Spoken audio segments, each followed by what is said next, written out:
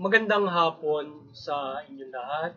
Ito po si Herbert Curia, author, promoter ng Human Rights Promotion. Ang boses ng Human Rights Promotion sa malayang demokrasyang ito, kakibat ang ating pananalig sa ating banal na Panginoon Diyos, banal na Panginoon Kristo, gabay ng kaliwanagan ni Banal na Santa Maria, ay hinggil sa issue ng Rice Subsidies Program ng Bagong Pilipinas ng ating Pangulo Marcos with Speaker Romualdez. O ito yung card program nila ngayon with the SWD. So latest ngayon ng 250 million cash aid ang naibinahagi ng ating pamahalaan sa Eastern Visayas sa 83,000 na beneficiary nitong card program nga nila.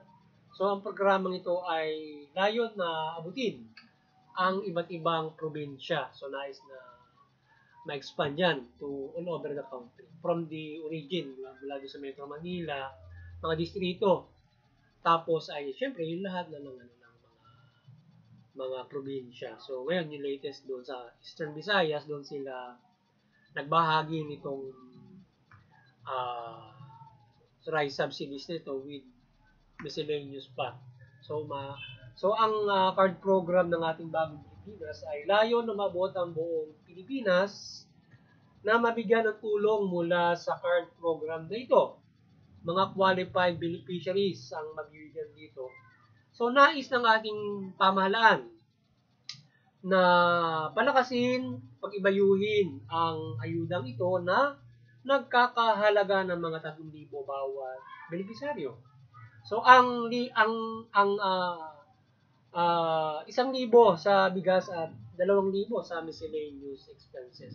So ito yung composition ng card for the 3,000. So 1,000 dun sa bigas, tapos 2,000 dun sa miscellaneous. So bali 3,000 yung binibigay dun sa beneficiaryo. So mahusay na ito ay itong programang ito, isang magandang programa ng ating pamahalaan ngayon from the initiative ng ating speaker doon sa Kongreso.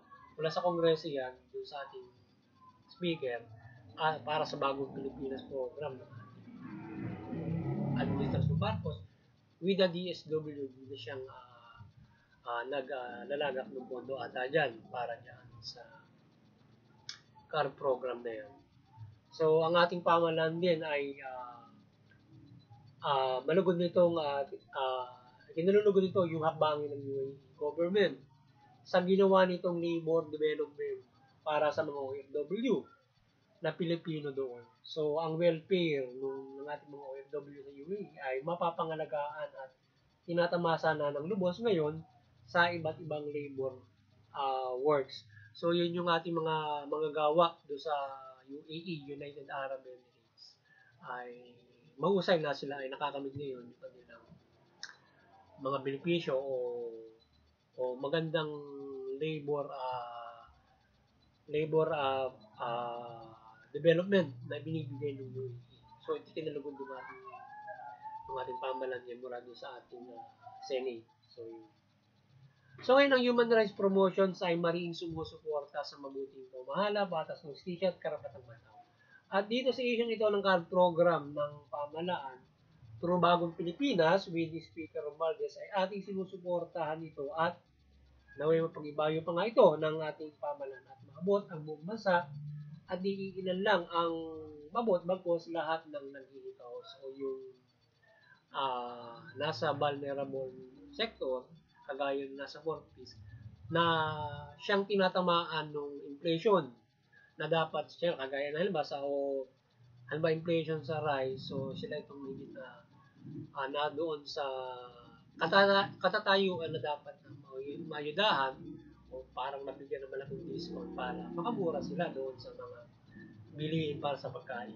So yun ito yung ayudang card program na halimbawa yun nga para sa mabigyan sila ng bigas at saka ng iba pang mga miscellaneous. So naway ang programang ito BB Beneficiaries ay mabigyan sila ng tulong every quarter or 6 months. So siguro anumang programa nito ng ating pamahalaan na binibigay dito. Ewan ko kung ito ay hindi natin naman na nabasang mabuti kung ano yung mechanics nito na kung yearly or every how many months bago nabibigyan. So ngayon, with this program, sana mapag-iba yun, hindi lang taon-taon, no? Hindi one time na binibigyan lang. Kundi siguro sana twice a year kung ganyang mataas yung inflation, halimbawa, o problema sa ating bilihin sa pagkain na kailangan ng mga na doon sa sektor na kung saan yung mga nakapag-iigawos na dapat na instead doon sa mga halimbawa ikaw naman ay may mataas na sahod ay kaya mo yung inflation kahit paano, pero siyempre yung mga nandoon sa kagaya ng 4 piece siyempre ito ay mahalaga na maiabot sa kanila yung car program niya para at least malaking discount. Siyempre, 3,000 rin, di ba? Kahit taon-taon pa yun. Pero, mas maganda kung twice a year siguro na discount mo yan para matulong sa iyo para makaibas ka doon sa pagbili mo ng bigas mo at saka doon sa ibang pagkain. So, ang CARB at Pantawid Kapamilya Program ay mahusay na social services ng ating pamahalaan from DSWD para sa nag-i-cause ng mga mamamayan. So, higit sa lahat ay naway mabigyan ng trabaho ng ating pamahalaan ang lahat ng pamilya o Pilipino yung eligible o maaaring magtrabaho in right ages. So, yun. Sana lahat yung trabaho available na maibigay. So, lipunan Pilipino from pwede ka na makapagtrabaho. Halimbawa, ano bang age? 15 to 60, halimbawa, o over pa kung pwede ka pa makapagtrabaho. Pero usually, dapat sana, yung talagang trabaho na may bibigay sana ay doon sa 21, matapos ka na makatapos ng pag-aaral. Kaya lang sa sitwasyon natin ng ekonomiya, yung iba maaga nakapagtatrabaho kasi kailangan dahil sa pamilya. So, may mga instance naman na kailangan magtrabaho dahil sa ibang expenses na ikaw, mga ganun. So, dapat yung ating pamahalaan ay may ready work. Hindi talagang ang halimbawa sa pamilya, isa lang talaga yung breadwinner. Kundi dapat, kung kailangan pwede na magtrabaho, available po ang ating gobyerno na mabigyan ng trabaho. So, yun yung dapat na pag-ibayuhin ng ating pamahalaan. Not just the work na halimbawa yung minimum wage, kundi above minimum wage. So, they can live good. So, yun ang maganda. At, syempre, yung ganitong klase, kagaya ng halimbawa, kagaya ng CARB program, tsaka yung 4-piece kasi, kaya na, dahil nga doon sa ang ekonomiya natin, marami yung naghihirap. So, hindi lahat may trabaho. So, yan muna yung kanilang solusyon doon sa mga walang trabaho. At, ayuda doon sa mga ang trabaho ay hindi talaga siya sapat para mabuhay yung kanilang pamilya. So, yung 4-piece yung ilan sa mga solusyon para dagdag. So, itong CARD program ay parang halimbawa doon sa inflation, tulong. So, magandang bagay rin yun. Kagaya din doon sa yung kadiwa, di ba? Mga ganun. So, katulong doon sa vulnerable sector para makamura doon sa bilihin at na hindi kayang makabili nung malaki yung kanilang gagastahin kapag doon sa normal na sa palengke. So ngayon, yung makabibili lamang doon ay syempre yung mga may sapat na kinikita. Pero parehas din naman nila makukuha doon sa ilang programa kagaya ng pamahalaan ng kadiwa. So ngayon, itong binibigay na to, malaking discount to, ibig sabihin yung ayuda na yan para makamura ka doon sa pagkain mo. Diba? So maganda rin yun na naibibigay ng ating pamahalaan. But the best solution, syempre, ay isipin nila mabuti kung paano nila masusolusyonin yung mga ganung klase ng mga inflation. Ano ba yung problema sa bigas? Ano yung problema sa DA? Yan. Ano yung problema sa mga pagkain? Paano makamumura? Diba? Para halimbawa, hindi magkakaroon ng mga ganyang klase ng ayuda na ibibigay doon sa ibang solusyon ibibigay para doon sa lahat, di ba? Or else magkakaroon ka talaga ng ganyan solusyon sa inflation para makatulong ka doon sa mga hindi kayang sabayan yung inflation. may mataas na sahod. Ano ba, hindi ganun kalaki kinikita mo. Kailangan mo yung ganun, discount or ayuda na. So, we pray God blessings through government, good governance, and implementations of human rights ay patuloy na ibahagi at ihatid ng ating pamahalaan sa mga tao. Kaya sana pag mapag-ibayo yan ng ating pamahalaan from these administrations mula doon sa nakaraan, so ano yung makakaya ng ating administrasyon na may patupad yung karapatang pantao para doon sa kaunlaran, ay gawin niya para yung lahat ng mga pamuhay ayon doon sa karapatang pantao. So, walang naghihirap na Pilipino kung naayon sa karapatan ng pamumuhay ng bawat isa. So, dapat pilitin ng ating pamahalaan niya, Administrasyon Marcos, kung hanggang saan yung maaabot niya in implementing the human rights. So muli, trabaho, pabahay ay ang pangunahing dapat na magkaroon ng mahusay na development o hakbangin ng ating pamahalaan para ang pamumuhay at pangunahing karapatan ay maibigay at makamit ng lipunang Pilipino. So yun, primary doon sa ekonomiya, syempre, sa ekonomiya, pangunahin yung ating pamahalaan, trabaho, pabahay. So yun yung dalawa para yung ating ekonomiya ay maging standard, umangat. Ibig sabihin, wala kang makikita na squatter o wala kang makikita street dwellers o nag-i-house kung mayroong sapat na trabaho o full employment tsaka may pabahay, magandang pabahay program. So ngayon yung ating pamahalaan may magandang pabahay program. So ngayon yung trabaho ang dapat pupunuin. So even though hindi man ito yung ating minimum wage, hindi pa ganun ka-standard, at least may trabaho lahat at saka mayroong pabahay. Kaya lang yung problema dun sa babae program, hindi kayang i-avail yan ng ilang mga nasa minimum wage. Kaya dapat programa sa babae, kaya i-avail ng minimum wage. Kung halimbawa, mamumuhay isang pamilya, andun lang yung kanyang sahod, di ba? So kaya, pag i-avail mo buti, kung paano yung trabaho lahat, improving our industry, tapos yung pabahay. So sa game, maganda yung ating dyan. And the secondary, yung social services.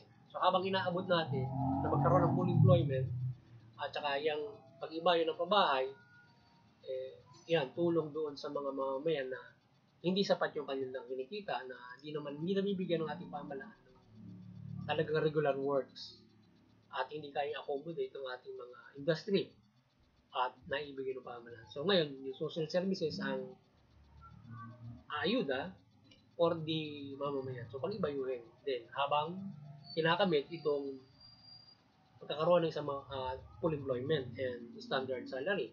So ngayon ay yan muna yung kaakibat. Pero sana hindi nakapako na puro ayuda, di ba? Na ganun. Siyempre, yung ayuda dapat lang yun. Para doon talaga sa nagkaroon ng problema at yan, kagaya na may mga inflation at na hindi kayang problema talaga from kahit meron kang magandang minimum wage. Pero kung maganda yung ating sahod, so kaya nila yung ibang inflations. So medyo ikpit lang ng konti yun. Pero dapat sana hindi mapakalimutan kagaya ng 4 piece. Hindi mapapako sa 4 piece na lang yung ating pamahalaan and giving full employment. So dapat maabot yung full employment. So mahihibas yung 4 piece. Yung pera na ginagamit natin sa 4 piece, mapupunta sa ibang social services na karapat-dapat ibigay niya. Kaya halimbawa yung inflation, kailangan mo mag-ayuda. Diba? Kung halimbawa yung sahod ay talagang hindi kaya i-accommodate yung inflation. Diba? So, lalo ay kung standard at full employment, standard yung sahod, kahit nagkaroon ng inflation, kakayanin ng tao para masabayan yun. Medyo kahit konti higpit lang. Pero pagkahibas nun, balik ulit siya doon sa magandang pamumuhay na ginawa dahil nasa kung standard, maganda yung sahod, meron ka pang bahay. So, yun yung dapat na pangunahin. So, ngayon, sa ginagawa ng ating pamahalaan, kaya ng card program, 4 piece, saka yung iba't ibang mga ayuda. So sana yun ay hindi mapako doon. At yung full employment and then development, sahod and benefit, yung standard na salary and yung benefits ng mga empleyado, totally magagawa ng pamahalaan. So, ngayon, mataas yung ating ekonomiya. So, at yan ang dapat na napag-iba yung ating pamahalaan ng mga existing industries at mabubuo pa ng pamahalaan ng industriya. Kaya ang binubuo ng ating pamahalaan ngayon is magkaroon ng maraming investor. So, hindi lang yun dapat. Dapat mapag-iba yung Filipino investment o yung ating industriya para mabigyan ng trabaho yung ating mga kababayan in employment. So, yung iba, kung paano nila matutulungan, sila mismo yung matatayo ng negosyo ng ating mga kapwa Pilipino. So, kaya marami namang pwede as a single proprietor o pwedeng matulungan ng pamahalaan sa magandang solusyon. Instead of cooperative, halimbawa, pagtayo nila ng yung mga ibang mga kababayan, tutulungan nila ng partnership, corporation, yung mga even cooperative. So, muli, ay God blessings din sa UAE para sa mabuti nitong programa para sa mga OFW na Pilipino at maaaring iba't ibang nasyon at naway ang biyaya na kaloob sa kanila ay patuloy nilang ibahagi sa kapwa at patuloy silang maging mabuti. So God blessings din dun sa UAE dun sa kanilang ginawang magandang labor development para dun sa mga OFW o yung mga nagtatrabaho sa kanila. So sana patuloy sila i-bless para makapagbahagi sila doon sa mga ng trabaho at mahusay na pagbibigyan ng trabaho doon sa mga foreigner nila, kagaya ng ating na OFW doon sa ibang bansa. So yun, kaya nga sana sila ay mabigyan at maliwanagan. So ang ating bansa ay ganun din na umunlad yung ating ekonomiya para lahat nagtatrabaho dito. So yung ibang talagang pang-abroad na mga work, yun ang magtatrabaho sa ibang bansa at kung dapat na maipadala na dapat sila doon ipadala ng ating mga halimbawa kumpanya dito o mga foreign companies mga ganun but or ibang opportunities. So muli maliwanagan ni Bandang Santa Maria ang bansa mula pamahalaan at mamayang Pilipino at talimain ang mabuting balita sa gayon ang pamahalaan ay mamahala ng mabuting pamamana at matubig at makatarungan at makatotohanan at ang mamayan ay sumunod naman sa ating pamahalaan. Yan, suportahan nila ang karapatan ng tao, mabuti mo ba sa gayon. Kung ang mamayan ay sumusunod sa pamahalaan, ang pamahalaan ng mamahala ng mabuti, magkakaroon tayo ng kapayapaan. So, kung magkakaroon tayo ng kapayapaan, mas mapapadali yung ating pagunlad o kasaganaan kaysa magkakaroon ng kaguluhan, labanan, di ba? So, kung nagkakaisa ng diwa, magkakaroon tayo ng mahusay na pagunlad. So, at hindi sa lahat, syempre, ay kung tayo ay nagkakaunawaan at nagkakapasunuran, ay yung kaligtasang spiritual mula rito sa mabuting mamahal na pagsunod ng tao sa pamahalaan ay isang steps yan para tayo ay magkaroon ng kaligtasang spiritual. At higit sa lahat, syempre, pagtarima ng buong mabuting balita para tayo ay magkaroon ng kaligtasang spiritual. Yun, muli, sana ay nakapagsabuhay naman tayo sa linggong ito hinggil sa karapatang ng tao ng ating tinunghayan mo ngayon na social services ng ating pamahalaan sa lipunan nito. So magandang hapon sa inyo lahat at sana ay patuloy tayong gabayan ng Bandang Santa Maria at ang karapatang ng tao ay patuloy na patubad ng ating pamahalaan o tugunin ng ating pamahalaan, maliwanagan yung pamahalaan at tugunin yung karapatang ng tao. Magandang hapon sa inyo lahat at God bless you.